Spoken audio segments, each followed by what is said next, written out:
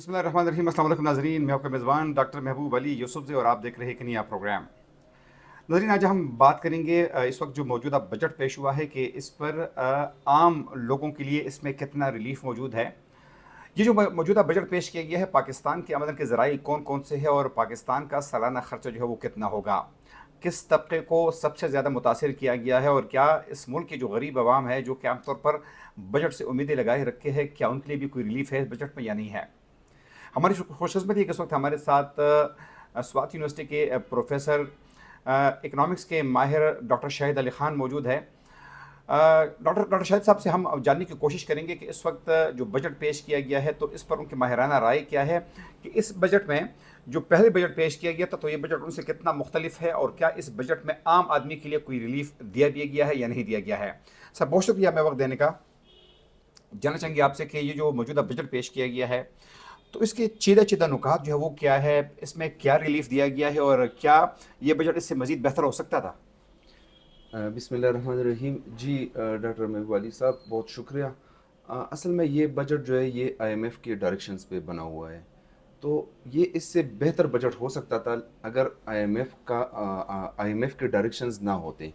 मैं आपको मिसाल देता हूँ, पाकिस्तान में जो तीन तबके हैं, एक है अमीर तबका, एक है मिडिल क्लास तबका और एक है गरीब तबका। तो इस बजट में जो सबसे ज़्यादा ख्वारी हुई है, जो सबसे ज़्यादा मुश्किलात आएंगे अगले माली साल में, वो मिडिल क्लास फैमिलीज़ को होंगे, क्योंकि जो बहुत ज़्यादा गरीब लोग हैं उनको बीएसपी की मदद के तहत उनको रिलीफ मिल जाएगा। हालांकि जो चीज़ें महंगी हुई है तो उससे उनको बहुत ज़्यादा नुकसान होगा, लेकिन फिर भी बीएसपी के एक प्रोग्राम के तहत उनको माहाना और क्वार्टरली बेसिस पर पैसे मिल जाएंगे, क्योंकि इस दफ़ा हदफ ये है कि ये 11 मिलियन तक लोगों को ये बेनज़ीर इनकम सपोर्ट प्रोग्राम के तहत पैसे देंगे। जो अमीर तबका है, जो पहले से मराहत ले रहे हैं, जो पहले से प्रिविलेज्ड है, उनको इस बजट में नज़रअंदाज किया गया है। उन जो उनसे पैसे लेने चाहिए थे टैक्स की मद में, तो वो पॉलिसीज़ अडॉप्ट नहीं हुई है।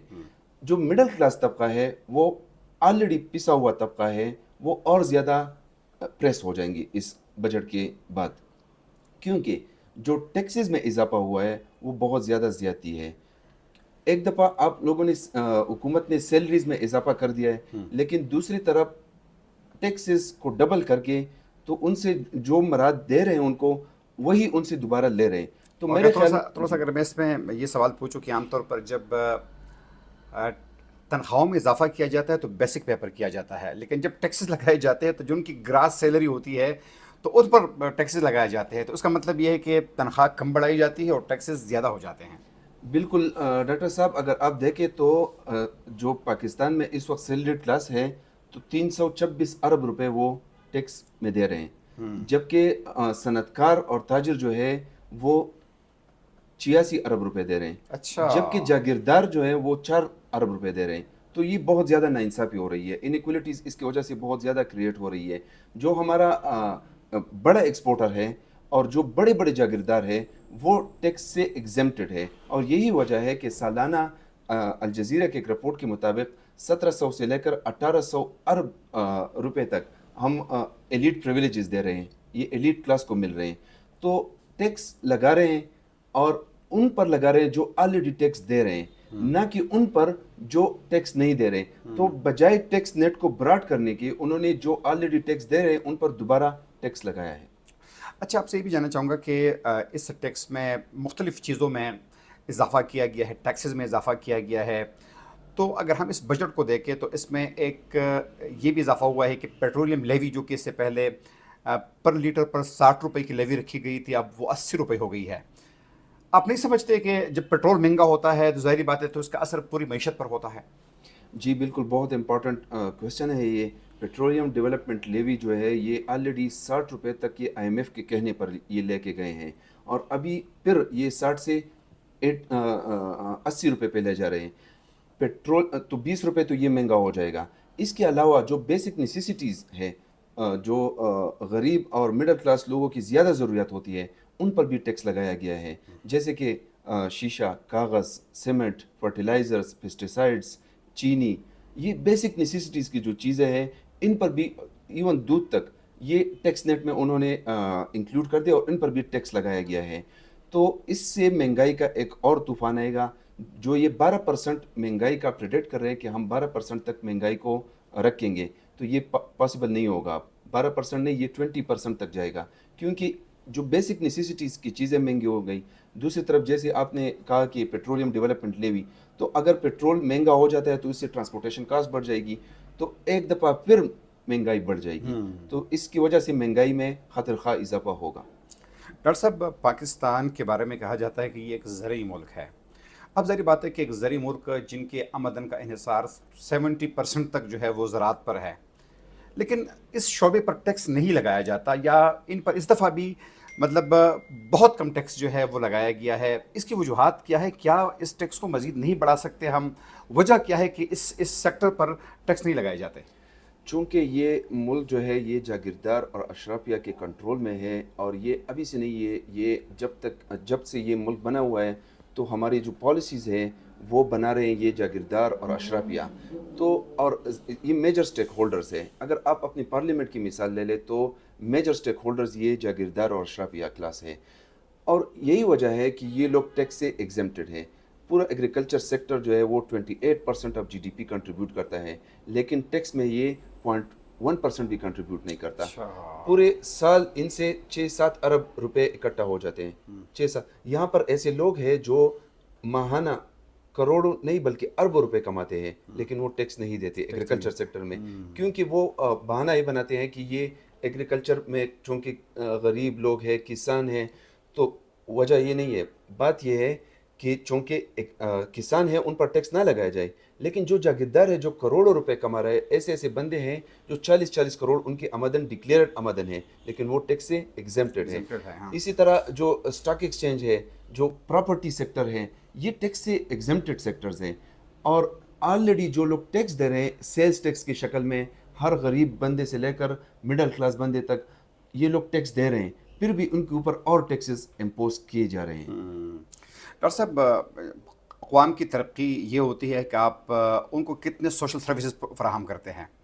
پاکستان میں اب دیکھیں کہ ہم نے ہیلتھ کے لیے کتنا بجٹ رکھا ہے, ہم نے ایجوکیشن کے لیے کتنا بجٹ رکھا ہے, ہم نے ہائر ایجوکیشن کے لیے کہ جہاں پر ریسرچ کا کام ہوتا ہے, جہاں پر انوویشن کا کام ہوتا ہے, ان شعبوں کے لیے کتنا بجٹ ہے, اور اگر ہے بھی تو شاید بہت معمولی بجٹ ہے وہ. تو اس بجٹ کے ساتھ کیا اس ملک کے صحت کے مسائل, تعلیم کے مسائل, ترقی کے جو ہمارے خواب ہے, کیا وہ شرمندہ تعبیر ہو سکتے ہیں؟ جی بالکل, یہ بہت امپورٹنٹ بات آپ نے کی. اصل میں آپ کو تھوڑے سے فیکٹس اینڈ فگرز بتا دیتا ہوں بجٹ کے حوالے سے, اور پھر آپ خود اندازہ لگائیں کہ یہ پرائرٹیز کیا ہے. 18,000 بلین روپیز کا یہ بجٹ ہے جو ہمارے کل اخراجات ہوں گے. ان میں سے 9,500 کی تقریباً 9,500 یہ انٹرسٹ پیمنٹ میں چلے جائیں گے, جو سود کی ادائیگی ہے. آدھی سے زیادہ بجٹ تو یہاں چلی گئی. ٹھیک ہے. پھر اس کے بعد آتی ہے ڈیفنس بجٹ, تو 2122 ارب روپے ڈیفنس میں چلے جائیں گے. ٹھیک ہے. پھر اس کے بعد آتے ہیں پی ایس ڈی پی, تو around about 1300 to 1400 billion rupees وہاں پر چلے جائیں گے. اب آتے ہیں جو H E C, railway, transport, I T, یہ سب کل ملا کے 1,000 ارب روپے نہیں بنتے یہ. اچھا. تو ایک طرف 9,000, 2,100, 1,500 ارب, اور ایک طرف یہ تعلیم, صحت, ریلوے, آئی ٹی, ٹرانسپورٹیشن, یہ ان سب کے لیے 1,000 سے لے کر 1,100 ارب تک یہ مختص کیے گئے ہیں. تو تعلیم کے حوالے سے جو ہائر ایجوکیشن کا بجٹ ہے وہ اراؤنڈ 60 to 65 بلین روپیز ہے. بہت زیادہ کم ہے, کیونکہ جتنی یونیورسٹیز ہے اور ان کو جتنے مسائل درپیش ہے, ان کے لیے اتنا بجٹ بہت زیادہ ناکافی ہے. تو اگر اتنا کم بجٹ رکھا گیا ہے ہیلتھ کے لیے اور تعلیم کے لیے, تو کیا اس میں بطور ایجوکیشن اسٹاف سمجھتے ہیں کہ اس میں ترقی ممکن ہے؟ اگر ہم بات کر رہے ہیں دوسرے اقوام کے ساتھ مقابلے کی, تو دوسرے اقوام کی یہ جتنا بجٹ ہم ایجوکیشن کے لیے مختص کر رہے ہیں, اتنے ایک ترقی یافتہ ممالک کی ایک یونیورسٹی کی بجٹ ہوتی ہے ریسرچ اینڈ ڈیولپمنٹ ایکسپینڈیچرز کی. تو جتنا وہ ریسرچ اینڈ ڈیولپمنٹ پہ وہاں پر ایک یونیورسٹی میں خرچہ کرتے ہیں, اتنے ارب روپے میں ہم پورے ملک کے یونیورسٹیز کو چلا رہے ہیں. تو یہ خواب کبھی بھی شرمندہ تعبیر نہیں ہو سکتا جب تک ہم ایجوکیشن سیکٹر کو پرائرٹائز نہ کریں اور ایجوکیشن سیکٹر میں ریسرچ اینڈ ڈیولپمنٹ پہ اخراجات نہ کریں. ایک تو بڑا وسیع ٹاپک ہے اس بجٹ پر بحث کرنا، لیکن آپ سے ایک آخری سوال، اس وقت پاکستان کی مجموعی صورتحال کیا ہے؟ تقریباً 18,000 ارب روپے کا بجٹ جو ہے یہ پیش کیا گیا ہے. آپ کیا سمجھتے ہیں کہ اس وقت پاکستان کے خرچے اور پاکستان کا آمدن، اس کا اگر کمپیریزن کرے تو وہ کیا بنتا ہے؟ ڈاکٹر صاحب، جیسے میں نے پہلے کہا کہ 18,000 میں سے 9,000 سود کی ادائیگی میں چلی جائے گی، اور ریمیننگ 9,000 ارب روپے میں صوبوں کو پیسے دینے ہوں گے، تو فیڈرل حکومت کے پاس کچھ نہیں بچے گا. آپ انٹرسٹ پیمنٹ ہٹا لیں، آپ ڈیفینس ایکسپینڈیچرز ہٹا لیں، آپ جو سول ایڈمنسٹریشن ہے، جو پینشنز ہے، سیلریز ہے، تو ترقی کے لیے جو بیسک چیز ہے ترقی، تو اس کے لیے اس بجٹ میں بہت کم چیزیں رکھی ہوئی ہیں. دوسری طرف اب اگر آئے اخراجات کی طرف، تو فیڈرل بورڈ آف ریونیو جو ان کے محصولات ہیں وہ 12,900 ارب روپے ہیں. جو نان ٹیکس ریونیوز ہے وہ 3,500 ارب روپے ہیں. اب اتنے ٹیکسز آئے کلیکٹ کر پائیں گے؟ تو مجھے نہیں لگتا کہ یہ ٹیکسز کلیکٹ کر پائیں گے. اور اگر اتنے ٹیکسز کلیکٹ بھی کر پائیں تو پھر بھی آپ کے اخراجات اور آپ کے آمدن میں توازن برقرار نہیں ہے. تو اس کے بعد آپ کو جانا پڑے گا قرضوں کی طرف. سب سے پہلے آپ جائیں گے بینکس کے پاس، حکومت قرض لیں گی ان سے، پھر اس کے بعد اگر پورے نہیں ہوئے تو بانڈز کی شکل میں قرضے پورے کریں گے، اور اس کے بعد پھر انٹرنیشنل بارونگ، اور آخر میں پھر IMF. تو اس ویشس سرکل میں ہم پھنسے ہوئے ہیں. اور کب سے پھنسے ہوئے ہیں؟ ہمارے اخراجات زیادہ ہے، ہماری آمدن کم ہے، اور اخراجات یہ کمی کو پورا کرنے کے لیے ہم قرضے لے رہے ہیں. تو قرض لینے کے لیے ہم آخر میں IMF کے پاس چلے جاتے ہیں، اور IMF کنڈیشنز لگا دیتے ہیں کہ آپ ٹیکسز بڑھا دیں، اخراجات کم کر دیں. تو ہم لوگ پرائیٹائز کیا کر رہے ہیں؟ ہم لوگ کر رہے ہیں کہ ٹیکسز تو بڑھا رہے ہیں، لیکن جو آلریڈی پسی ہوئی عوام ہے ان پر دوبارہ ٹیکس امپوز کر رہے ہیں. تو جس سے نقصان یہ ہو رہا ہے کہ جو ہماری GDP گروتھ ریٹ ہے وہ نہیں بڑھ رہی. اس سال انہوں نے پریڈکٹ کیا ہوا ہے، فورکاسٹ کر رہے ہیں کہ 3.6% ہم لوگ GDP گروتھ ریٹ ہوگا، جو کہ پاسبل مجھے نہیں لگ رہا. اگر یہ 3% تک بھی کر لے تو زیادہ ہوگا. تو جس رفتار سے گروتھ ہو رہی ہے وہ بہت کم ہے جس رفتار سے ہماری پاپولیشن گرو ہو رہی ہے. تو انمپلائمنٹ بھی بڑھ رہی ہے، بے روزگاری ہے، یہ آپ دیکھیں پاورٹی ہے، اسٹریٹ کرائمز میں اضافہ ہو رہا ہے.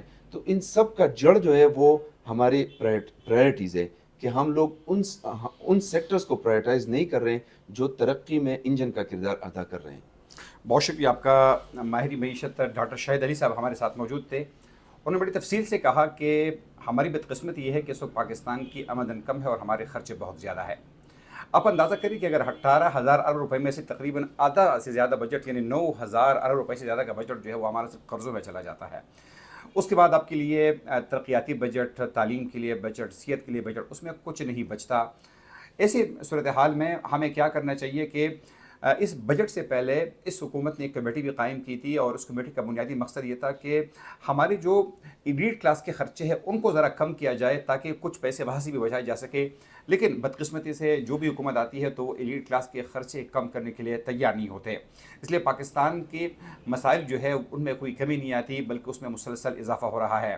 ساتھ میں اہم بات یہ ہے کہ اس میں گو کہ چند سرکاری ملازمین کے لیے بجٹ میں ان کے تنخواہوں میں اضافہ کیا گیا ہے، لیکن ان پر پھر اتنے ٹیکسز لگائے گئے ہیں کہ وہ پیسے ان سے ایک دوسرے مد میں واپس وصول کی جا رہے ہیں. اس لیے نہ سرکاری ملازمین اس بجٹ سے خوش ہے، اور نہ جو اس ملک کا تجارت یافتہ یا تجارت کرنے والا طبقہ ہے وہ اس بجٹ سے خوش نظر آتا ہے.